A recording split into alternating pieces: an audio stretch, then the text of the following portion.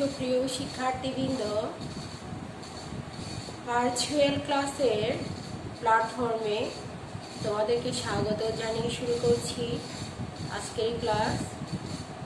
চলো শুরু করা যাক আজকের ক্লাস। আলোচ্য বিষয়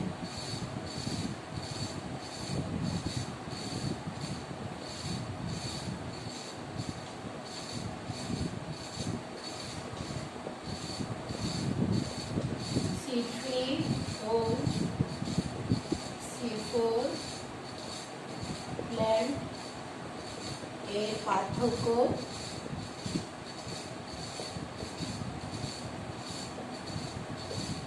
হ্যাশ ও স্ল্যাগ চক্রের পার্থক্য, হ্যাশ ও স্ল্যাগ সাইকেলের পার্থক্য,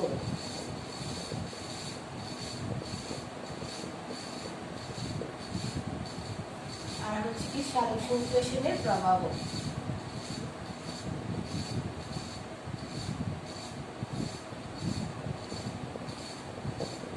সালোক সংশ্লেষণের প্রভাব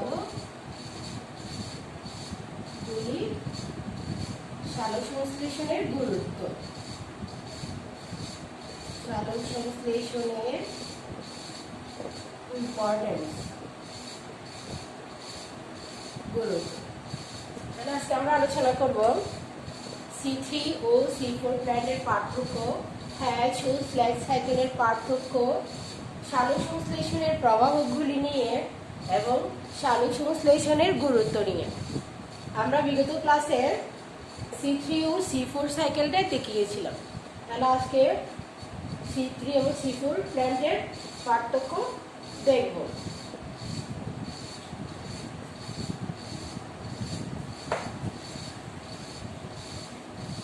এবার আসো তাহলে C3 ও C4 প্ল্যান্টের পার্থক্য। তাহলে আমরা C3 এবং C4 প্ল্যান্টের পার্থক্য নিই। পার্থক্য হচ্ছে কি C3 ও C4 প্ল্যান্ট। তাহলে একদিক থেকে হবে C3 প্ল্যান্ট, এদিকে আমরা দিতে পারি C3 প্ল্যান্ট, C3 প্ল্যান্ট, আর এদিকে হবে C4 প্ল্যান্ট। তাহলে আমরা এদিকে পার্থক্য করব। তাহলে C3 এবং C4 প্ল্যান্টের পার্থক্য আমরা করব। তাহলে দেখো C3 এবং C4 প্ল্যান্টের কি কি পার্থক্য থাকতে পারে। এই C4টা হচ্ছে কি উচ্চ তাপমাত্রা খাপ খাইয়ে নিতে সক্ষম, উচ্চ তাপমাত্রায় খাপ খাইয়ে নিতে সক্ষম, নিতে সক্ষম। আর C3টা হচ্ছে উচ্চ তাপমাত্রা খাপ খাইয়ে নিতে সক্ষম নয়, আর এটা হচ্ছে উচ্চ তাপমাত্রায় খাপ খাইয়ে নিতে সক্ষম নয়। উচ্চ তাপমাত্রায় খাপ খায় না, মানে এই জিনিসটা কি জিনিস, উচ্চ তাপমাত্রা খাপ খাইয়ে নিতে সক্ষম আর খাপ খায় না। সাধারণত আমরা জানি C4 প্ল্যান্ট গুলো হচ্ছে কি তোমার ইক্ষু এবং পুট্ঠা। C4 প্ল্যান্ট গুলো হচ্ছে ইক্ষু। তাহলে C3 প্ল্যান্ট গুলো উচ্চ তাপমাত্রায় খাপ খায় না, তো তারা বেশি তাপমাত্রা সহ্য করতে পারে না। আর C4 প্ল্যান্ট গুলা উচ্চ তাপমাত্রা খাপ খেয়ে নিতে পারে। C4 প্ল্যান্ট গুলো আমরা পার্থক্য দেখেছিলাম ইক্ষু, অর্থাৎ আমরা যে আখ খাই, আখ, ভুট্টা, এই ধরনের নিম্ন অর্ডারের উদ্ভিদগুলা। আর আমরা C4 প্ল্যান্টের উদ্ভিদগুলো দেখেছিলাম আম, জাম, কাঁঠাল, যেগুলো হচ্ছে উচ্চ বর্গীয়। আম, জাম, কাঁঠাল, এগুলো হচ্ছে কি C4 প্ল্যান্ট। তাহলে C3 উদ্ভিদগুলো উচ্চ তাপমাত্রা খাপ খেয়ে নিতে সক্ষম, কারণ এগুলো নিম্নবর্গীয় উদ্ভিদ, এরা উচ্চ তাপমাত্রা খাপ খেয়ে নিতে সক্ষম। এরপর আসো C3 এবং C4 এর পার্থক্য হচ্ছে পাতার কাণ্ডল শীতকে ঘিরে অরীয়ভাবে সজ্জিত মেসোফিল কোষের বর্ণালী স্তর বিদ্যমান। C4 প্ল্যান্টের ক্ষেত্রে পাথার বান্ডল শীটকে ঘিরে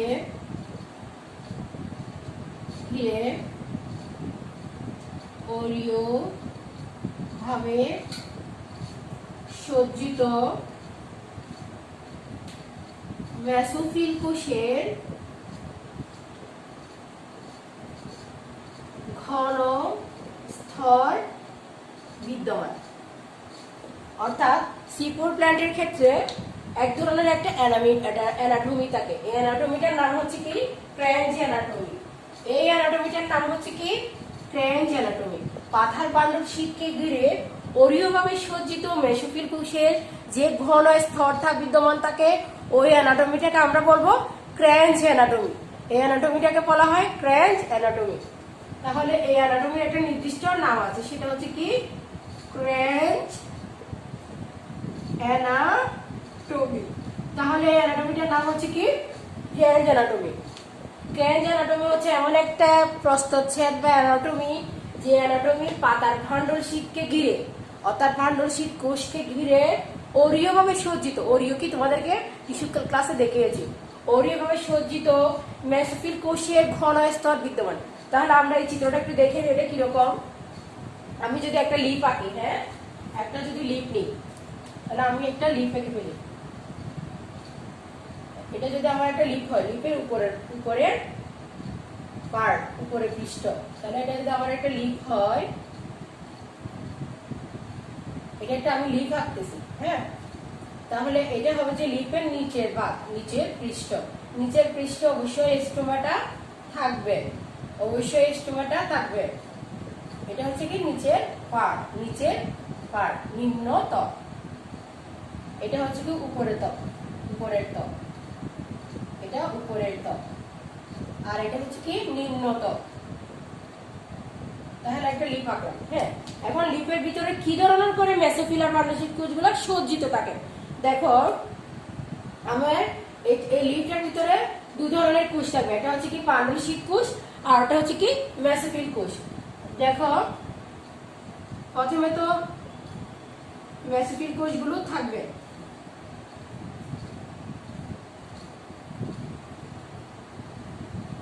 তাহলে এগুলো হচ্ছে কি তোমার মেসোফিল কোষ, এগুলো হচ্ছে কি মেসোফিল কোষ, মেসোফিল কোষ। এরপরে যখন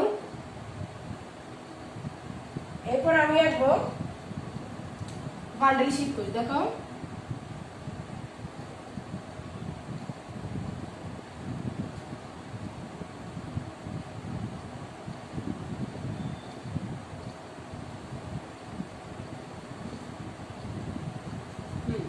এগুলো হচ্ছে কি বান্ডল শীট কোষ, এগুলো হচ্ছে কি বান্ডল শীট কোষ।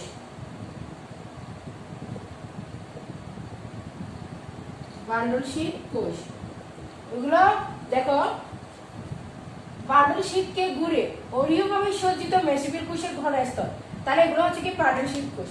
এই বান্ডল শীট কোষকে ঘিরে কতগুলো মেসোফিল কোষ থাকবে, এগুলো হচ্ছে কি আর কতগুলো মেসোফিল কোষ।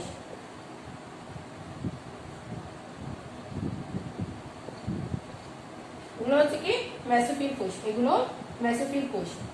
তাহলে দেখো আর এগুলো হচ্ছে কি বিভিন্ন ধরনের স্পঞ্জি প্যারেনকাইমা, এগুলো হচ্ছে বিভিন্ন ধরনের স্পঞ্জি প্যারেনকাইমা। তাহলে এটা হচ্ছে একটা পাতার ক্র্যাঞ্জ অ্যানাটমি। পাতার ক্র্যাঞ্জ অ্যানাটমিটা কেমন দেখো, মেসোফিল কোষের স্তর কিন্তু একটা নির্দিষ্ট একটা স্তর পাতার উপরের ত্বকে বা নিচের ত্বকে থাকবে। এরপরও এই যে বান্ডল শীট কোষগুলো, এই যে ভাস্কুলার বান্ডল, এগুলো হচ্ছে ভাস্কুলার বান্ডল, হ্যাঁ এগুলো হচ্ছে ভাস্কুলার বান্ডল। একদিক দিয়ে থাকবে জাইলেম আর একদিক দিয়ে থাকবে ফ্লুয়েম। তাহলে এগুলো হচ্ছে কি বান্ডল শীট কোষ কাকে বলা হয়? বান্ডল শীট কোষ হচ্ছে কি মূলত ভাস্কুলার বান্ডল কে ঘিরে যে কোষটা থাকে, ভাস্কুলার বান্ডলটা হচ্ছে কি মূলত বান্ডল শীট কোষ। তা আমরা তো দেখেছিলাম যখন টিস্যু পড়েছি ভাস্কুলার বান্ডল কি জিনিস।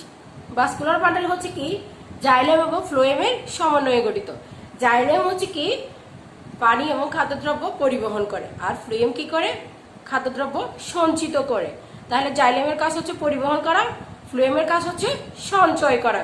তাহলে এই জাইলেম এবং ফ্লুয়েম দুটা কিন্তু দেখো অরীয়ভাবে সজ্জিত। এখানে দেখো অরীয়ভাবে, কিরকম অরীয়ভাবে দেখো, এই যে অরীয়ভাবে দেখছো, এই যে জাইলেম, হ্যাঁ, এই যে একটা দাগ দিয়ে যখন আমি এটাকে একই সার্কেলের মধ্যে বৃত্তের কেন্দ্র থেকে পরিধি পর্যন্ত যখন একটা দাগ দিয়ে আইডেন্টিফাই করা যাবে, ওটাই হচ্ছে কি তোমার অরীয়ভাবে আইডেন্টিফাই করা।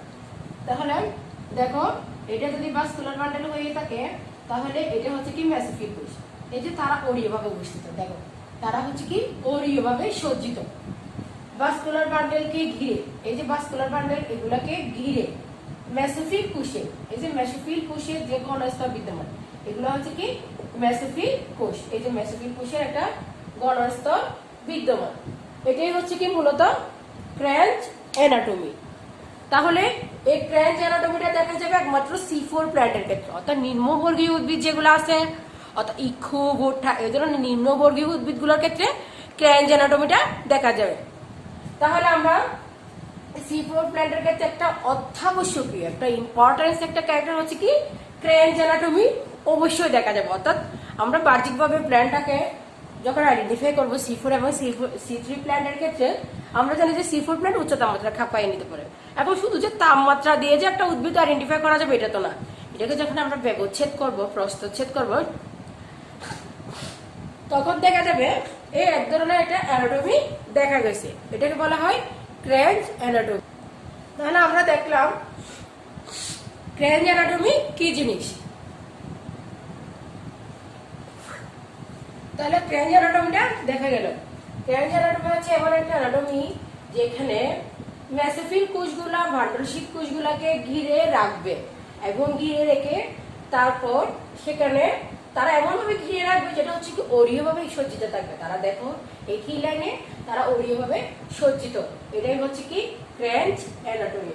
তাহলে আমরা এটা মুছে দিই, ক্র্যাঞ্চ অ্যানাটমিটা মুছে দিলাম, চিত্রটা থাকুক, তাহলে অন্য একটা বুঝতে সুবিধা হবে। তাহলে উচ্চ তাপমাত্রা যে খাপ খাইয়ে নিতে পারে ওটাও মুছে দিচ্ছি। আর C3 ক্ষেত্রে তাহলে ক্র্যাঞ্চ অ্যানাটমি থাকবে না, তাহলে এখানে ক্র্যাঞ্চ অ্যানাটমি থাকবে, এখানে ক্র্যাঞ্চ অ্যানাটমি থাকবে না। তাহলে এখানে ক্র্যাঞ্চ অ্যানাটমি নেই, ক্র্যাঞ্চ অ্যানাটমি নেই C3 ক্ষেত্রে। তার মানে কি এখানে কোনো ধরনের ভান্ডারশীট কোষ নেই বা মেসোফিল কোষ নেই। ভান্ডারশীট কোষ না থাকলে তাহলে C3 উদ্ভিদ কিভাবে, তার ভাস্কুলার বান্ডল না থাকলে কিভাবে সে, তার জাইলেম ফ্লুয়েম না থাকলে কিভাবে সে খাদ্য তৈরি করবে? অবশ্যই আছে, এখানেও জাইলেম ফ্লুয়েম আছে। তবে এই ভাস্কুলার বান্ডলকে ঘিরে মেসোফিল কোষের যে আলাদা একটা স্তর আছে, ওই স্তরটা C3 উদ্ভিদের ক্ষেত্রে নেই। এটা কেমন দেখো, এটা যদি ভাস্কুলার বান্ডল হয়, দেখো আরেকটা ভাস্কুলার বান্ডল এখানে আসতেছে, হ্যাঁ, এটা যদি ভাস্কুলার বান্ডল হয়, হ্যাঁ, তাহলে এই ভাস্কুলার বান্ডলকে ঘিরে এই জায়গায় একটা মেসোফিল কোষের ঘন স্তর ছিল, এগুলো ভাস্কুলার বান্ডল, হ্যাঁ। তাহলে এই ভাস্কুলার বান্ডলকে ঘিরে এই জায়গায় যে একটা মেসোফিল কোষের ঘন স্তর ছিল, এখানে এই আলাদা ঘন স্তরটা থাকে না। কোথায়? C3 উদ্ভিদের ক্ষেত্রে। অর্থাৎ এভাবে যে মেসোফিল কোষের যে ঘন স্তর ছিল এই জায়গায়, এটা এখানে থাকবে না, অর্থাৎ এটা থাকবে না, কিন্তু মেসোফিল কোষ থাকবে। অর্থাৎ মেসোফিল কোষ, এই যে মেসোফিল কোষ এগুলো ওইদের ক্ষেত্রে থাকবে, কিন্তু এই যে এভাবে লেয়ার থাকে, ভাস্কুলার বান্ডলের লেয়ারটাকে যে আবৃত করে রেখেছে ওটা এই জায়গায় থাকবে না। তাহলে C4 উদ্ভিদের ক্ষেত্রে ক্র্যাঞ্চ অ্যানাটমি নেই, তবে C3 উদ্ভিদের ক্ষেত্রে ক্র্যাঞ্চ অ্যানাটমি আছে। C3 উদ্ভিদের ক্ষেত্রে ক্র্যাঞ্চ অ্যানাটমি নেই, C4 উদ্ভিদের ক্ষেত্রে ক্র্যাঞ্চ অ্যানাটমি আছে। এরপর C3 এবং C4 উদ্ভিদের ক্ষেত্রে ক্লোরোপ্লাস্টের ধরন আছে। ক্লোরোপ্লাস্টের গ্রানাযুক্ত মেসোফিল ক্লোরোপ্লাস্ট আর গ্রানাবিহীন ভান্ডারশীট ক্লোরোপ্লাস্ট। তাহলে C4 এর ক্ষেত্রে দুই ধরনের ক্লোরোপ্লাস্ট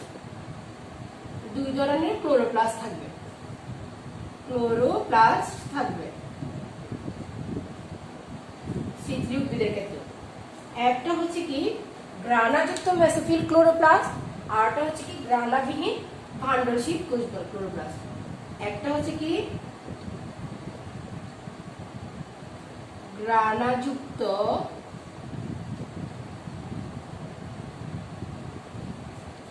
দুই ধরনের ক্লোরোপ্লাস্ট। ক্লোরোপ্লাস্টের ক্লোরোপ্লাস্ট দুই রকম, গ্রানাযুক্ত mesophyll chloroplast,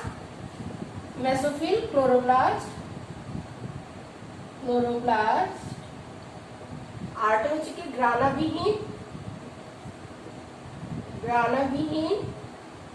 bundle sheath chloroplast.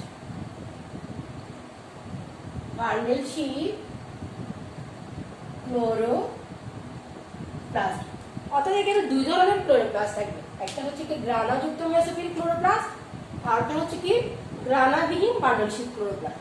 গ্রানাযুক্ত মেসোফিল ক্লোরোপ্লাস্ট বলতে কি বোঝো? অর্থাৎ যে ক্লোরোপ্লাস্টের ক্ষেত্রে এই গ্রানাটা থাকবে, অর্থাৎ এটা যদি ক্লোরোপ্লাস্ট হয়, এগুলো যদি তার থাইলাকয়েড হয়, তাহলে এখানে যে ফোটা ফোটা যে তরল পদার্থ থাকবে, মানে ওগুলা হচ্ছে কি গ্রানা, এগুলাই হচ্ছে কি গ্রানা।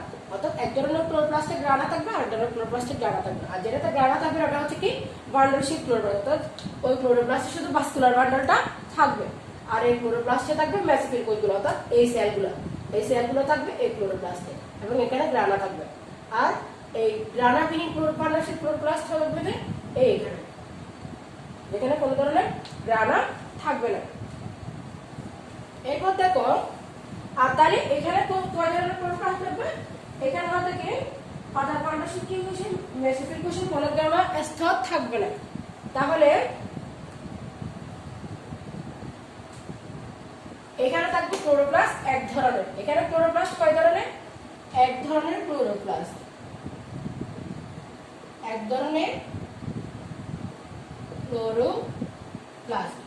তাহলে সিল্কি উদ্ভিদের ক্ষেত্রে এক ধরনের ক্লোরোপ্লাস্ট। কেন এক ধরনের ক্লোরোপ্লাস্ট? কারণ এখানে কোনো ধরনের ভাস্কুলার বান্ডেলকে ঘিরে মেসোফিল কোষের ঘন স্তর থাকবে না বলে এক ধরনের ক্লোরোপ্লাস্ট। ঠিক আছে, এরপর আমরা আসবো, তাহলে এটাও মুছে দিচ্ছি, ক্লোরোপ্লাস্টের এটা মুছে দিচ্ছি।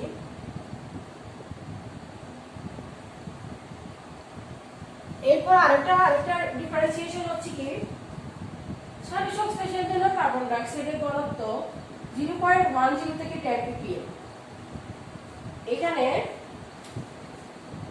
রাখবে সালোক সংশ্লেষণের জন্য কার্বন ডাই অক্সাইডের ঘনত্ব,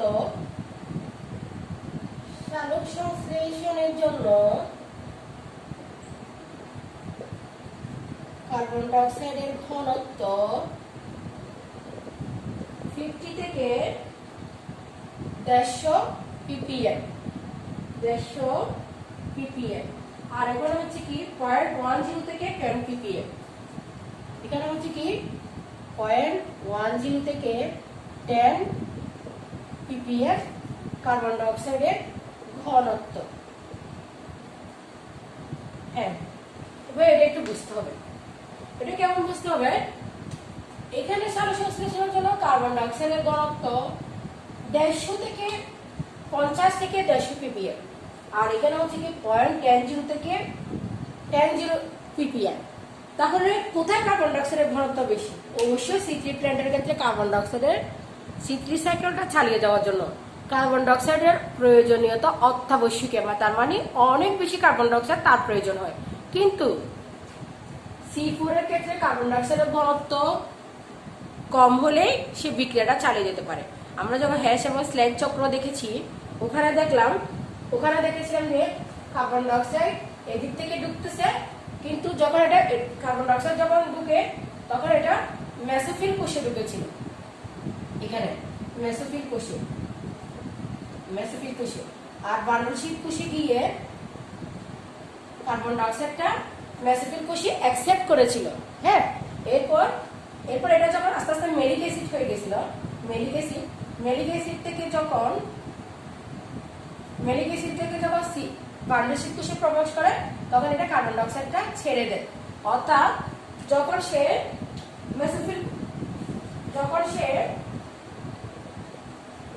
কার্বন ডাই অক্সাইডটা যখন ফসফির সাথে যুক্ত হয়েছিল, অর্থাৎ ফসফোইনল পাইরুভিক অ্যাসিডের সাথে যুক্ত হয়ে গেল, তখন সে কিন্তু মেসোফিল কোষে বিক্রিয়াটা চালিয়েছিল।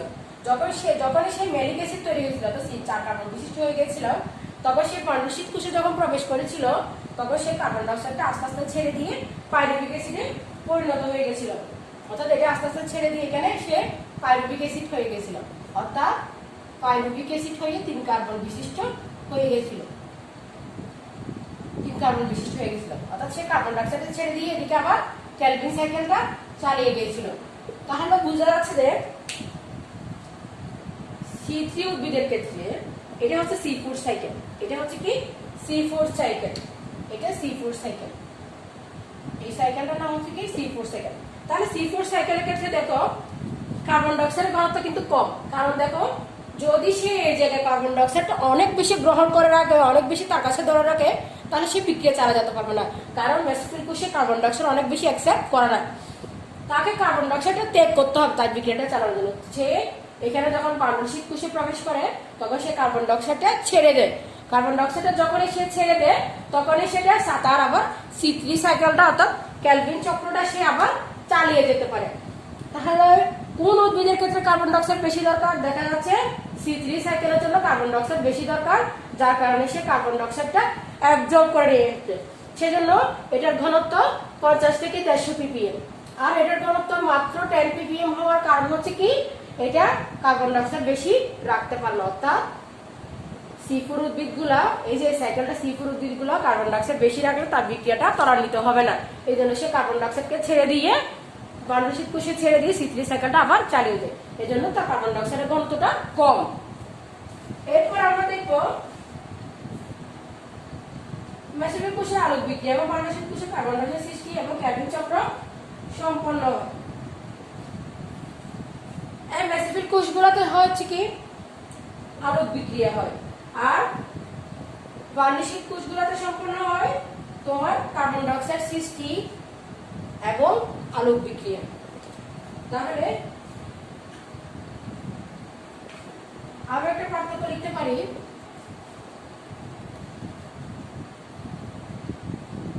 মেসোফিল কোষগুলোতে আলোক বিক্রিয়া হয়, তাহলে C4 এর ক্ষেত্রে মেসোফিল কোষে আলোক বিক্রিয়া বা পাণ্ডুশীত কোষে কার্বন ডাইঅক্সাইড সৃষ্টি ও ক্যালভিন চক্র সম্পন্ন হয়। C4 প্ল্যান্টের ক্ষেত্রে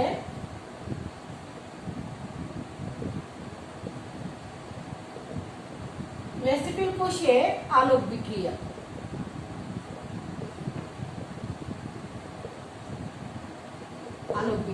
আর বান্ডেলশীট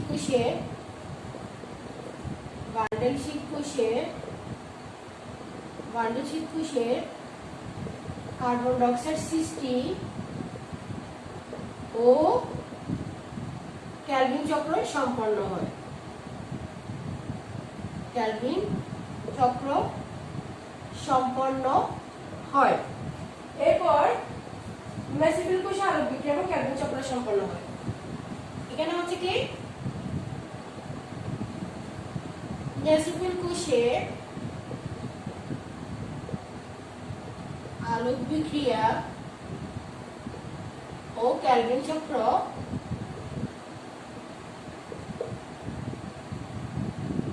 সম্পন্ন হয়। তাহলে দেখো যেহেতু C4 উদ্ভিদের ক্ষেত্রে একমাত্র একটাই কোষ রয়েছে মেসোফিল কোষ, তাহলে ওখানে তো আলোক বিক্রিয়া এবং ক্যালভিন চক্র সম্পন্ন হবে।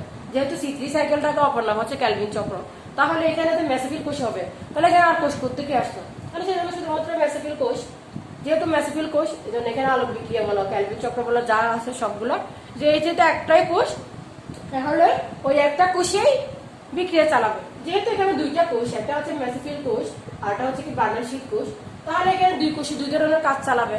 মেসোফিল কোষে আলোক বিক্রিয়াগুলো হবে, আলোর উপস্থিতিতে যে বিক্রিয়াগুলো হয়, আর বান্ডেলশীট কোষে কার্বন ডাইঅক্সাইড সৃষ্টি। দেখো এই যে বান্ডেলশীট কোষে কার্বন ডাইঅক্সাইড সৃষ্টি, হ্যাঁ এই যে কার্বন ডাইঅক্সাইডের সৃষ্টি করছে, তারপর যে C3 সাইকেলটা চালাই গেছে, আর ক্যালভিন চক্র সামনে এই যে বান্ডেলশীট কোষে ক্যালভিন চক্রটা চালিয়ে গেছে। সহজ কথা, তাহলে এটাও মুছে দিচ্ছি।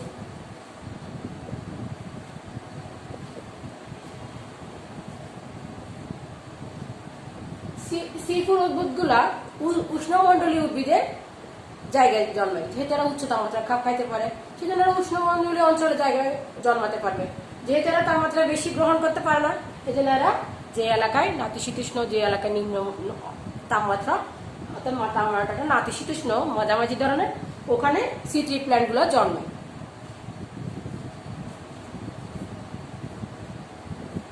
তাহলে এগুলো হচ্ছে কি শীত প্রধান অঞ্চলে জন্মায়, সি ট্রি প্ল্যান্টগুলা শীত প্রধান অঞ্চলে জন্মায়। আর এগুলো হচ্ছে উষ্ণ এলাকায়, উষ্ণ এলাকায়। কেন উষ্ণ এলাকায়? কারণ উচ্চ তাপমাত্রা সহ্য করতে পারে, এই জন্য আরো উষ্ণ এলাকায়। এরপর আমরা দেখব, তাহলে এটা মুছে দিচ্ছি।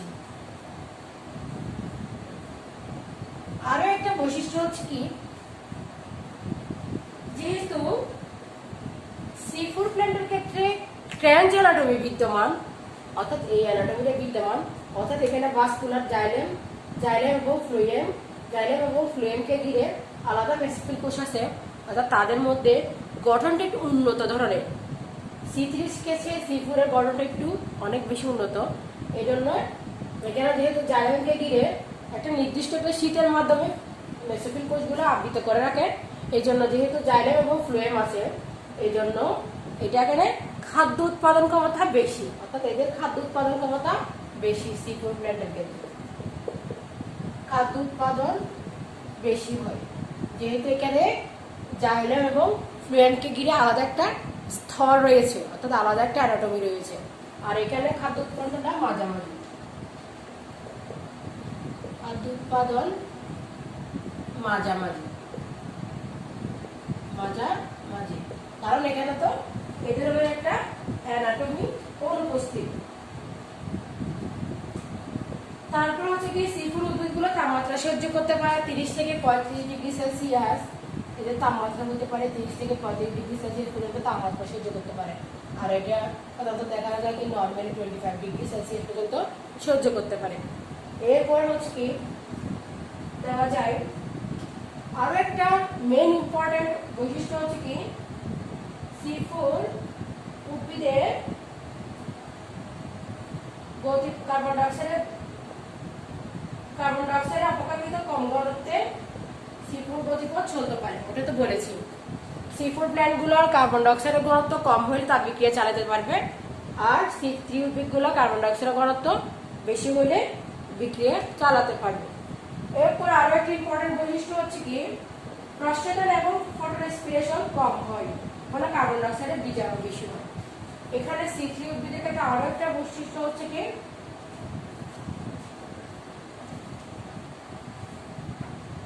এখানে সি ফোর উদ্ভিদের ক্ষেত্রে প্রস্বেদন ও ফটো রেসপিরেশন কম হয়। সি ফোর উদ্ভিদের ক্ষেত্রে প্রস্বেদন ও ফটো রেসপিরেশন কম হয় বলে কার্বন ডাইঅক্সাইডের বিজারণ বেশি হয়, কার্বন ডাইঅক্সাইডের বিজারণ বেশি হয়। কিরকম প্রস্বেদন এবং ফটো রেসপিরেশন কম কিরকম হয়? প্রস্বেদন বলতে আমরা কি বুঝি? যখন উদ্ভিদের পাতা বা বিভিন্ন বায়বীয় অঞ্চল থেকে আস্তে আস্তে পানিটা উড়ে চলে যায়, সেটা হচ্ছে এক ধরনের একটা প্রস্বেদন। আর ফটো রেসপিরেশন তো আমরা পড়িয়েছি, যখন অ্যাটিপির উপস্থিতি, সূর্যালোকের উপস্থিতিতে অ্যাটিপি তৈরি হয়, সেটা হচ্ছে ফটো রেসপিরেশন। তো দেখো সাধারণত একটা আম, জাম, কাঁঠাল এগুলো হচ্ছে কি বড় উদ্ভিদ, এগুলোতে যেহেতু তার শাখা প্রশাখা বেশি, তার পাতা বেশি, সেজন্য সবুজীয় অঙ্গ বেশি, এই জন্য ওখান থেকে পানি বেশি উড়ে যেতে পারে, যেহেতু ওখানে অনেক বেশি ছড়ানো ছিটানো গাছটা, এই জন্য ওখানে প্রস্বেদনটা বেশি হয়। প্রস্বেদন বেশি হয়, আবার ফটো রেসপিরেশন মতো ছালো সংশ্লেষণ ও ফটো রেসপিরেশনটা ওখানে বেশি হয়, যেহেতু তার শাখা প্রশাখা বেশি, তার ক্লোরোপ্লাস্ট পাচ্ছে, তার তরঙ্গ দৈর্ঘ্যগুলো পাচ্ছে, এই জন্য ওখানে ফটো রেসপিরেশন গুলো বেশি হয়। কিন্তু এই যে সি ফুড প্ল্যান্ট গুলো হচ্ছে কি যেমন ইকুবুটা, ইউফরবি, এগুলো হচ্ছে কি একটু মাঝারি টাইপের উদ্ভিদ, এগুলোতে সাধারণত শাখা প্রশাখা কম থাকে, অর্থাৎ তার পাতা কম থাকে, মানে ছড়ানো ছিটানো না, যার কারণে এখান থেকে আসলে প্রসারণটা অত বেশি হতে পারে না, অর্থাৎ পানিটা অত বেশি উড়ে যেতে পারে না। এরপর হচ্ছে কি ফটো রেসপিরেশনও কম হয়, যেহেতু ওখানে তোমার আছে, তো সেই জন্য ওখানে যেহেতু এগুলো কম হয়, এগুলো কম হলে কার্বন ডাইঅক্সাইডের বিজারণটা বেড়ে যাবে, অর্থাৎ কার্বন ডাইঅক্সাইডের বিজারণটা এই জন্য বেড়ে যায় সি4 ক্ষেত্রে। আর এখানে কি হবে তাহলে, এটার বিপরীত, এখানে প্রসারণ এবং ফটো রেসপিরেশন বেশি হবে এবং কার্বন ডাইঅক্সাইডের বিজারণটা কমে যাবে। এগুলো বেশি হলে এগুলো কমে যাবে, অর্থাৎ তারা একটা আর একটা ব্যস্তানুপাতি। এটা বুঝে গেছেন? এরপর দেখো, এরপর আরো একটা বৈশিষ্ট্য দেওয়া যাবে সি4 উদ্ভিদের। এখানে যেহেতু ফ্রেঞ্চ অ্যানাটমি আছে, তাই এখানে পানি এবং কলিজন অবশ্য সহজে পরিবাহিত হতে পারে। যেহেতু একটি ফ্রেঞ্চ অ্যানাটমি আছে, জাইলাম এবং ফ্লোয়েমের সঙ্গে নেকটার ভাস্কুলার বান্ডেল তৈরি হয়, এই জন্য এখানে জাইলাম এবং ফ্লোয়েমের এই জন্য পরিবহন ক্ষমতা বেশি, অর্থাৎ এই উদ্ভিদের ক্ষেত্রে পরিবহন ক্ষমতাটা বেশি।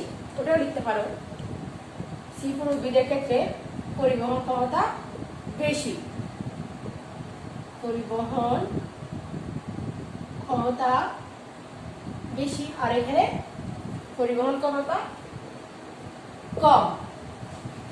এই গেল আমাদের সি3 এবং সি4 প্ল্যান্টের পার্থক্য। এখানে আরো একটি ইম্পর্টেন্ট পার্থক্য আছে কি, সেটা হচ্ছে কি সি3 এবং সি4 প্ল্যান্টের ক্ষেত্রে ফটো রেসপিরেশন ঘটে সি3 প্ল্যান্টের ক্ষেত্রে। এখানে এখানে হচ্ছে কি ফটো রেসপিরেশন ঘটে, এখানে ফটো রেসপিরেশন ঘটে না। তারপর এখানে তোমার উদ্ভিদের মেসোফিল কোষে বিক্রিয়া চালায়, সি4 এর ক্ষেত্রে মেসোফিল এবং পার্শ্বশীল কোষ উভয়টাতে বিক্রিয়া চালা যেতে পারে। তাহলে আমরা এখানে আরো কয়েকটা কথা লিখতে পারি হ্যাশ এবং স্ল্যাগ চক্রে। এবার তাহলে আমরা হ্যাশ এবং স্ল্যাগ চক্রে যাই। এবার তাহলে আমরা হ্যাশ এবং স্ল্যাগ চক্রে যাই। তাহলে একদিকটা হচ্ছে ক্যালভিন সাইকেল, এদিকে হচ্ছে কি ক্যালভিন চক্র, এটা হচ্ছে কি হ্যাশ ও স্ল্যাগ চক্র, হ্যাশ ও স্ল্যাগ চক্র। তাহলে এখন দেখবো ক্যালভিন চক্র এবং হ্যাশ ও স্ল্যাগ চক্র। মূলত আসলে ক্যালভিন চক্র বলতে আমরা সি3 সাইকেল আর কি, হ্যাঁ সি3 সাইকেল অথবা সি4 প্ল্যান্টের যে বৈশিষ্ট্যগুলো থাকে এগুলো এখানে দেখা যাবে। আর এটা হচ্ছে কি কার্বন বিজারণ পদ্ধতি, কার্বন বিজারণ পদ্ধতি, কার্বন বিজারণ পদ্ধতি, সি4 সাইকেল ইত্যাদি ইত্যাদি বলা যেতে পারে। তাহলে এই দুটোর পার্থক্য আমরা এখন দেখব, অর্থাৎ হ্যাশ এবং স্ল্যাগ চক্র। এবং তাহলে এবার আমরা দেখবো ক্যালভিন চক্র বা সি3 সাইকেল বা সি4 প্ল্যান্টের পার্থক্য। এই ক্ষেত্রে দেখো, তাহলে সি4 সরি এটা সি3 হবে। তাহলে দেখো সি4 প্ল্যান্টের ক্ষেত্রে যা যা মিল আছে ক্যালভিন চক্রের ক্ষেত্রে তা আমরা দিতে পারি। সি4 সাইকেলের ক্ষেত্রে যা যা দিয়েছি হ্যাশ এবং স্ল্যাগ চক্র তা তো দিতে পারি, তবে কয়েকটা একটু এক্সেপশনাল বিক্রিয়া আছে। সেটা দেখা হচ্ছে সি4 সাইকেলে প্রথম স্থায়ী পদার্থ হচ্ছে কি 3-ফসফোগ্লিসারিক অ্যাসিড, 3-ফসফোগ্লিসারিক অ্যাসিড, যেটা হচ্ছে 3 কার্বন বিশিষ্ট। প্রথম স্থায়ী পদার্থ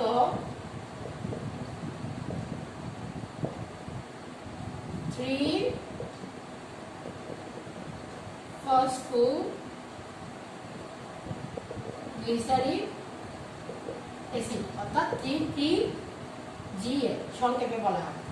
এটা হচ্ছে কি 3 কার্বন বিশিষ্ট, এটা হচ্ছে কি 3 কার্বন বিশিষ্ট। অর্থাৎ কার্বন ডাইঅক্সাইডটা যখন রাইবোজ 1,5-বিসফসফেটে প্রবেশ করে তখন এটা প্রথমে অস্থায়ী কিটো অ্যাসিডে পরিণত হয়, অস্থায়ী কিটো অ্যাসিডটা পরবর্তীতে আবার 3-ফসফোগ্লিসারিক অ্যাসিড পরিণত হয়। অর্থাৎ এটাই হচ্ছে তার সবচেয়ে প্রথম স্থায়ী পদার্থ। অর্থাৎ বিক্রিয়াটা এরকম ছিল আর কি, প্রথমে কার্বন ডাইঅক্সাইড ঢুকতেছে, ক্লোরোপ্লাস্ট আগে থেকে 1,3 রাইবোজ 1,5-বিসফসফেট ছিল, রাইবোজ 1,5 বিসফসফেট, বিসফসফেট ছিল ওখানে অ্যাড হয়ে, এটা ছিল এখানে অ্যাড হয়ে, এটা পরবর্তীতে কিটো অ্যাসিড তৈরি হয়, কিটো অ্যাসিড তৈরি হয়। কিটো অ্যাসিড থেকে পরবর্তীতে স্থায়ী পদার্থ হিসেবে 3PGA তৈরি হয়।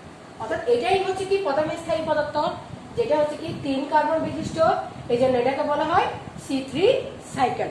অর্থাৎ প্রথম স্থায়ী পদার্থ 3 কার্বন বিশিষ্ট বলে এটা হচ্ছে কি C3 সাইকেল। আর এখানে প্রথম স্থায়ী পদার্থ 4 কার্বন বিশিষ্ট, অর্থাৎ কার্বন ডাই অক্সাইড যখন ঢুকে এখানে প্রথমে হচ্ছে কি মেসোফিল কোষে ঢুকে, প্রথমে মেসোফিল কোষে যখন ঢুকে, এটা হচ্ছে কি মেসোফিল কোষ, হ্যাঁ মেসোফিল কোষ। মেসোফিল কোষে যখন কার্বন ডাই অক্সাইড ঢুকে, এটা অক্সালো অ্যাসিটিক অ্যাসিডে পরিণত হয়, অক্সালো অ্যাসিটিক অ্যাসিড, অ্যাসিটিক অ্যাসিডের সাথে যুক্ত হয়ে তৈরি হয় অক্সালো অ্যাসিটিক অ্যাসিড হয়ে যায়, প্রথম স্থায়ী পদার্থটা হয়ে যায় অক্সালো অ্যাসিটিক অ্যাসিড। প্রথম স্থায়ী পদার্থ যেটা হচ্ছে কি 4 কার্বন বিশিষ্ট, এই জন্য এটা হচ্ছে কি C4 সাইকেল। তাহলে এটাকে কেন C4 সাইকেল বলা হয়? কারণ এটা প্রথম স্থায়ী পদার্থ 4 কার্বন বিশিষ্ট, আর এটার প্রথম স্থায়ী পদার্থ 3 কার্বন বিশিষ্ট, 3PGA বলে এটাকে C3 সাইকেল বলা হয়। এই জন্য হচ্ছে কি হ্যাস এবং স্ল্যাগ চক্র কেন বলা হয়? কারণ হ্যাস এবং স্ল্যাগ এই বিজ্ঞানী এটা আবিষ্কার করছে বলে এটাকে হ্যাস এবং স্ল্যাগ চক্র বলা হয়। আর এখানে বিজ্ঞানী ক্যালভিন আবিষ্কার করছে বলে এটাকে ক্যালভিন চক্র বলা হয়। তাহলে এটা গেল। এরপর C4 সাইকেলের ক্ষেত্রে কার্বন ডাই অক্সাইডের উৎপাদনটা বেশি, তবে কার্বন ডাই অক্সাইডের ঘনত্বটা কম। কিরকম? C4 সাইকেলের ক্ষেত্রে কার্বন ডাই অক্সাইডের উৎপাদন বেশি, কিন্তু কার্বন ডাই অক্সাইডের ঘনত্ব কম। এটা আবার কি জিনিস? কার্বন ডাই অক্সাইডের উৎপাদন বেশি কিন্তু ঘনত্ব কম, অর্থাৎ যখন আমরা বিক্রিয়াটা চালাচ্ছিলাম হ্যাস এবং স্ল্যাগ চক্রের ক্ষেত্রে, দুইটা কোষে যখন বিক্রিয়াটা চালাচ্ছিল, এটা ছিল মেসোফিল কোষ, এটা ছিল বান্ডলশীট কোষ। এদিক থেকে কার্বন ডাই অক্সাইড ঢুকতেছে, আবার এখানে ম্যালিক অ্যাসিড হওয়ার পরে এখান থেকে এটা পাইরুভিক অ্যাসিড হয়ে গেছে, পাইরুভিক অ্যাসিড হয়ে গেছে, এদিকে আবার কার্বন ডাই অক্সাইড বের হয়ে গেছে, এখান থেকে আবার C3 সাইকেল হয়ে গেছে। তাহলে দেখো কার্বন ডাই অক্সাইডের ঘনত্ব কম। মেসোফিল C4 সাইকেলের ক্ষেত্রে যদি এখানে কার্বন ডাই অক্সাইডটা যদি অনেক বেশি থাকতো, তাহলে সে বিক্রিয়াটা আর ত্বরান্বিত করতে পারতো না। এই জন্য সে কার্বন ডাই অক্সাইড ছেড়ে দিয়ে তার বিক্রিয়াটাকে আবার চালিয়ে গেছে, অর্থাৎ বান্ডলশীট কোষে তার বিক্রিয়াটা চালিয়ে গেছে। এই জন্য তার কার্বন ডাই অক্সাইডের ঘনত্বটা কম, অর্থাৎ শুধুমাত্র বড় জোড় হতে পারলে 10 ppm পর্যন্ত হতে পারে। আবার দেখো কার্বন ডাই অক্সাইডের উৎপাদন বেশি, এটা কি জিনিস হবে? এই যে দেখো সে কার্বন ডাই অক্সাইড ছেড়ে দিয়ে কার্বন ডাই অক্সাইড উৎপাদন করতেছে, এটাই হচ্ছে কি তার উৎপাদন ক্ষমতা। এই জন্য বলা হয় তার কার্বন ডাই অক্সাইডের উৎপাদনটা বেশি, অর্থাৎ কার্বন ডাই অক্সাইডের ঘনত্ব কম। কারণ এখানে যদি কার্বন ডাই অক্সাইড বেশি থাকে তাহলে সে বিক্রিয়া চালাতে পারবে না, এই জন্য সে কার্বন ডাই অক্সাইডটাকে ছেড়ে দিয়ে C3 সাইকেল চালিয়ে ফেলছে। আর উৎপাদন বেশি বলতে এখানে দেখো সে কার্বন ডাই অক্সাইডটা উৎপন্ন করেছে, এই জন্য তার কার্বন ডাই অক্সাইডের উৎপাদন বেশি। আর এটার বিপরীত হবে এটা, এখানে কার্বন ডাই অক্সাইডের উৎপাদন কম, কার্বন ডাই অক্সাইডের ঘনত্ব বেশি। ঘনত্ব বেশি বলতে C3 সাইকেলের ক্ষেত্রে কার্বন ডাই অক্সাইডের ঘনত্বটা থাকবে কত? 50 থেকে 150 ppm। আর এখানে কার্বন ডাই অক্সাইডের ঘনত্ব থাকবে তোমার 0.10 থেকে 10 ppm। আর এখানে কার্বন ডাই অক্সাইডের ঘনত্বটা থাকবে এত 0.0 থেকে 10 ppm। তাহলে এটা বুঝে গেছে? তাহলে প্রথমে স্থায়ী পদার্থ হচ্ছে এখানে C3 সাইকেলের ক্ষেত্রে 3-ফসফোগ্লিসারিক অ্যাসিড, আর এটার ক্ষেত্রে অক্সালো অ্যাসিটিক অ্যাসিড। আর এখানে কার্বন ডাই অক্সাইড উৎপাদন বেশি বা ঘনত্ব কম। এরপর আরো একটা বিক্রিয়া হচ্ছে কি, এখানে মেসোফিল এবং বান্ডলশীট কোষ দুইটাই কাজ করবে। এখানে মেসোফিল এবং বান্ডলশীট, মেসোফিল ও বান্ডলশীট কোষ দুইটি থাকবে, আর এখানে থাকবে শুধু মেসোফিল কোষ। তাহলে এটা একটা পার্থক্য গেল। এরপর দেখো, এরপর আরেকটি ইম্পর্টেন্ট পার্থক্য হচ্ছে কি কোঅপারেটিভ ফটোসিনথেসিস বলা হয়। এই C4 সাইকেলটাকে এটার আরেকটা নাম হচ্ছে কোঅপারেটিভ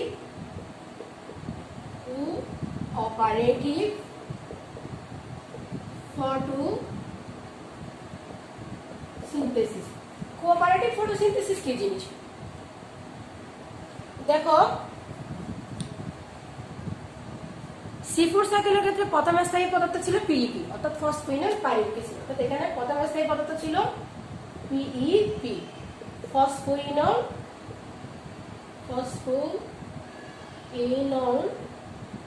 পাইরুভিক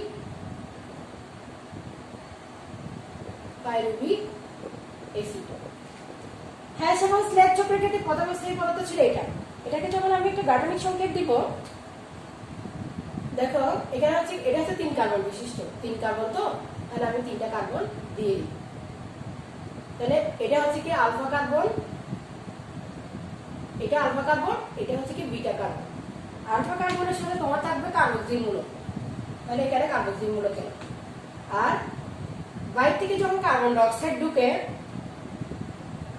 ফসফোইনল পাইরুভিক অ্যাসিডের সাথে যুক্ত হয়, কার্বন ডাই অক্সাইড ঢুকে ফসফোইনল পাইরুভিক অ্যাসিডের সাথে যুক্ত হয়, অর্থাৎ কার্বন ডাই অক্সাইডটা যুক্ত হবে বিটা কার্বনের সাথে, কার্বন ডাই অক্সাইডটা বিটা কার্বনের সাথে যুক্ত হয়।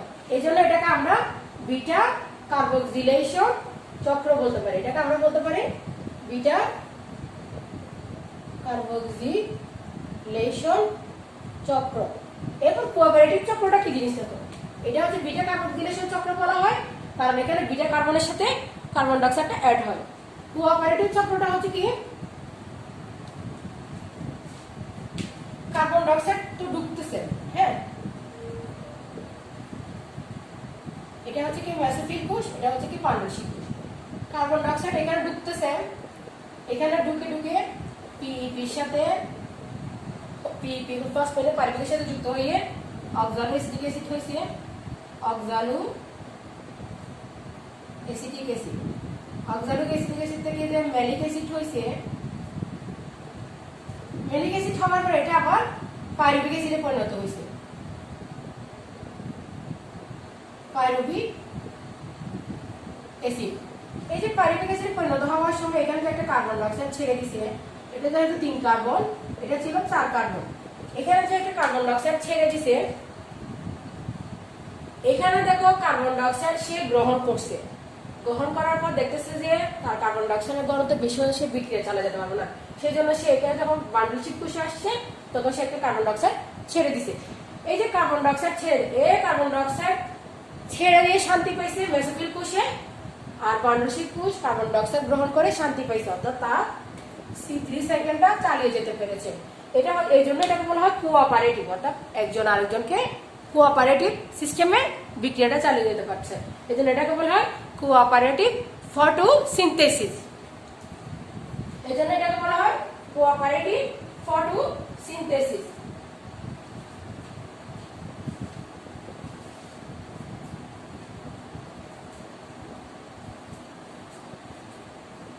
এরপর C4 উদ্ভিদের ক্ষেত্রে আরো কয়েকটা বৈশিষ্ট্য তুমি দিতে পারো চাইলে।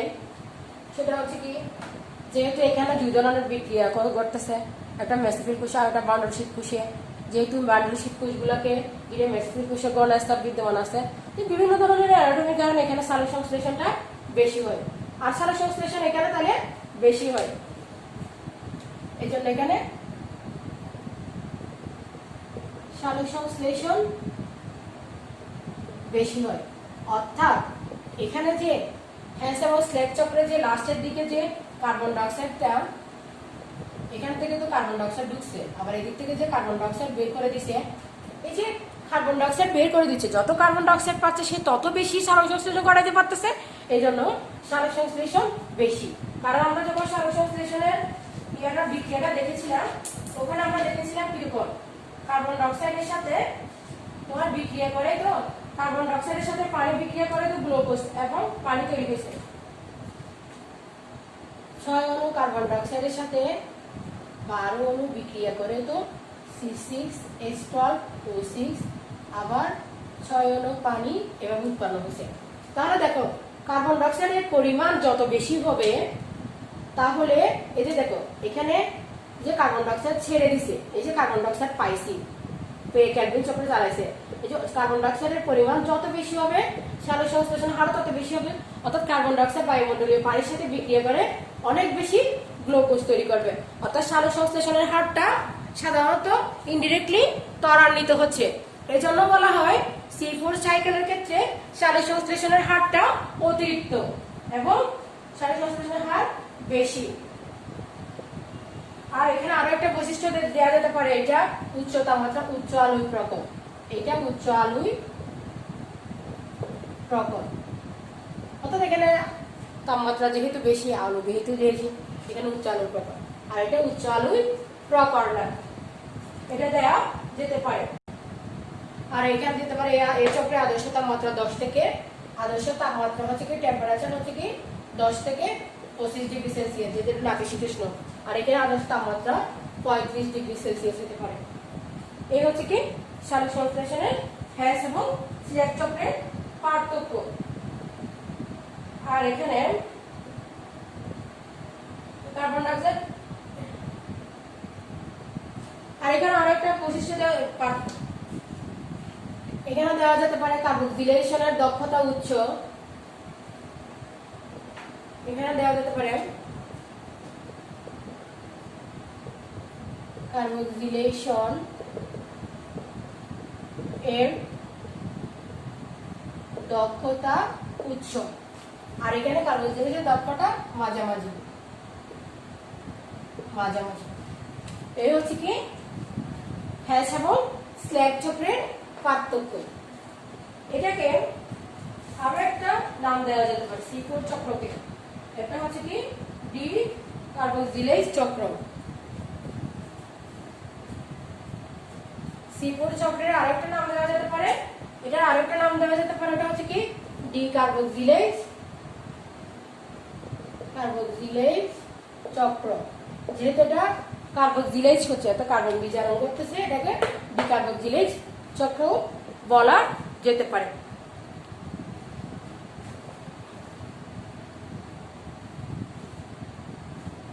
তাহলে আজকের ক্লাস এখানে শেষ করছি, দেখা হবে আগামী ক্লাসে। ততদিন পর্যন্ত সুস্থ থাকো, ভালো থাকো, আল্লাহ হাফেজ।